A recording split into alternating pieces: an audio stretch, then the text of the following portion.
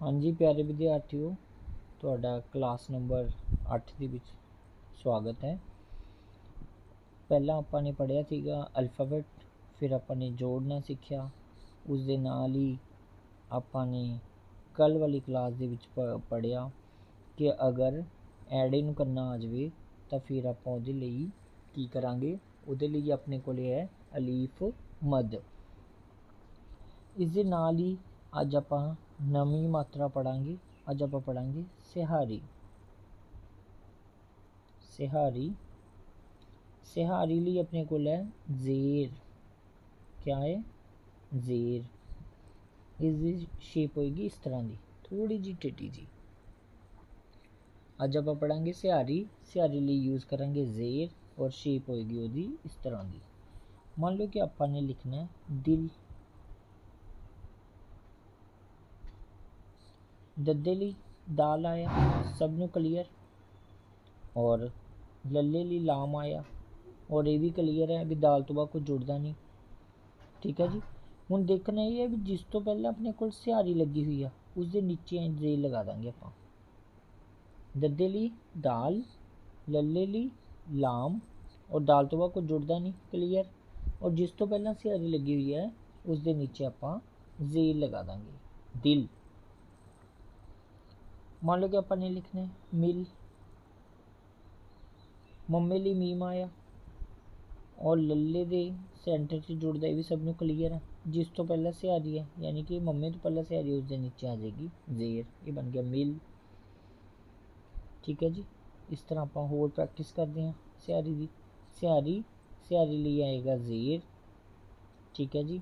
ਔਰ ਜਿਸ ਤੋਂ ਪਹਿਲਾਂ ਸਿਹਾਰੀ ਲੱਗੀ ਹੋਈ ਹੈ ਉਸ ਦੇ ਨੀਚੇ ਆਪਾਂ ਲਗਾ ਦਾਂਗੇ ਜ਼ੇਰ। ਹੁਣ ਆਪਾਂ ਅੱਗੇ ਹੋਰ ਪ੍ਰੈਕਟਿਸ ਕਰਦੇ ਹਾਂ ਇਸ ਐਕਸਰਸਾਈਜ਼ ਦੀ। ਛੋਟੇ ਛੋਟੇ ਵਰਡ ਲਵਾਂਗੇ ਤਾਂ ਕਿ ਜਿਸ ਦੇ ਨਾਲ ਤੁਹਾਨੂੰ ਆਸਾਨੀ ਨਾਲ ਸਮਝ ਆ ਜਾਵੇ। ਮੰਨ ਲਓ ਕਿ ਆਪਾਂ ਲਿਖਣਾ ਬਿੱਲ।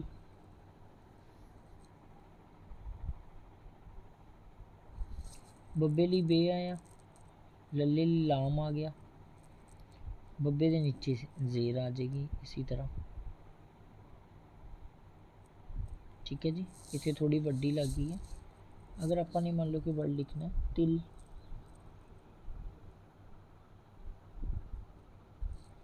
तत्ते ਲਈ ते आया, ਲੱਲੇ ਦੇ सेंटर 'ਚ जुड़ेगा और तत्ते तो पहला सिहारी उसके नीचे आ जाएगी जेर, तिल। अगर गिर लिखना है, गग्गे ਲਈ गाफ आया फस्ट वाला और जिथे गाफ खत्म है उत्थे रे आ गया। गग्गे तो पहला सिहारी उसके नीचे आ जाएगी जेर, गिर। सिर।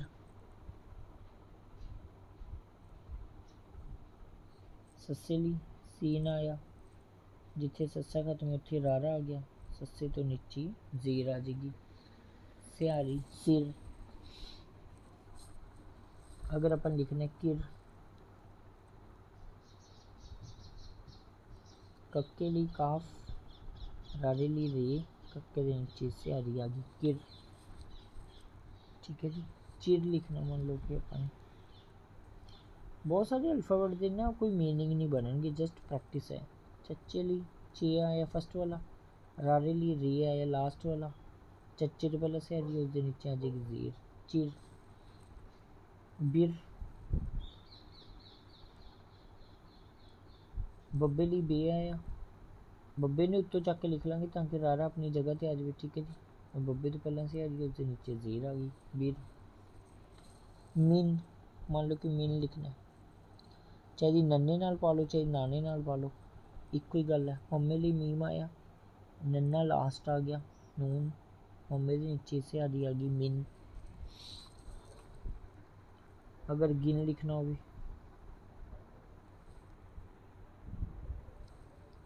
गग्गे ਲਈ गाफ आया, नन्ने ਲਈ या नाने ਲਈ ਨੂਨ आया, गग्गे ਦੇ नीचे सिहारी आ गई गिन। अगर पीपल लिखना हो,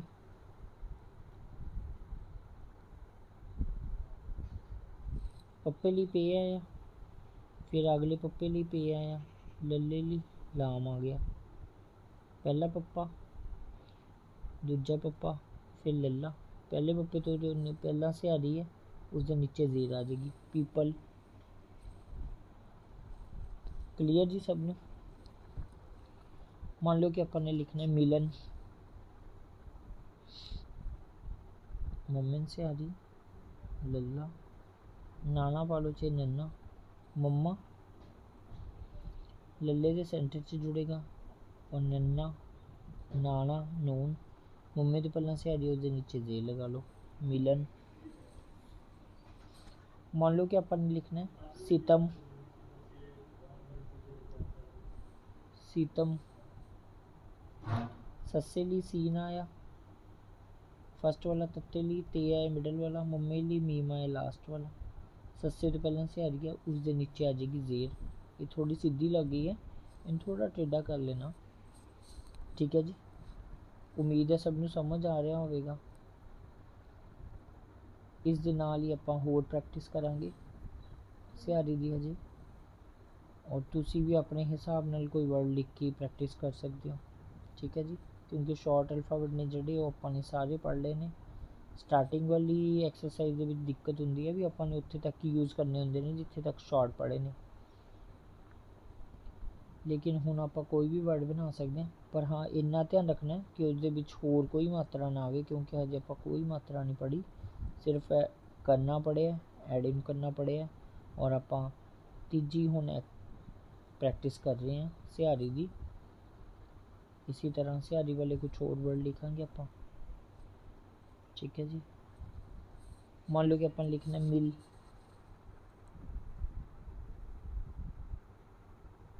मम्मी ली मीम आया, लल्ले के सेंटर से जुड़ेगा, मम्मी तो पहला सिहारी आ गई नीचे, मिल। विल लिखना है वावे ना लगर,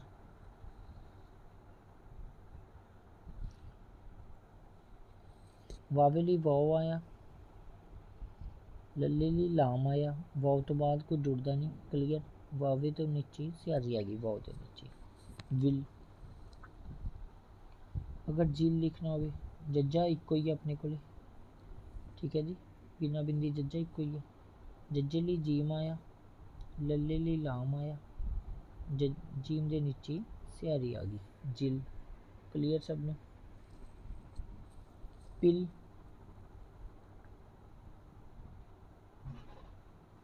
पप्पे ली पे आया, लल्ले ली लाम आया, पप्पे के नीचे ज़ेर आ गई, यानी कि पप्पे नू सिहारी। अगर बिन लिखना हो बब्बे ली बे आया, सब नू क्लियर। नन्ने ली नून आया, बब्बे तो पहला सिहारी है उसके नीचे ज़ेर आ जाएगी, बिन। मान लो कि तीन लिखना है, तत्ते सिहारी नन्ना तीन, तत्ते ली ते आया, नन्ने ली नून आया लास्ट वाला, तत्ते दे दो नुक्ते, तत्ते पहला सिहारी है उसके नीचे ज़ेर आ जाएगी, तीन। अगर निर लिखना हो निर, नन्ने ली नून आया, रारे ली री आ गया, नन्ने तो पहला सिहारी है उसके नीचे आ जाएगी ज़ेर, ठीक है जी। सब नू समझ आ रहे हैं। निर तो बाद आएगा, मान लो कि आप लिख रहे हैं दिर,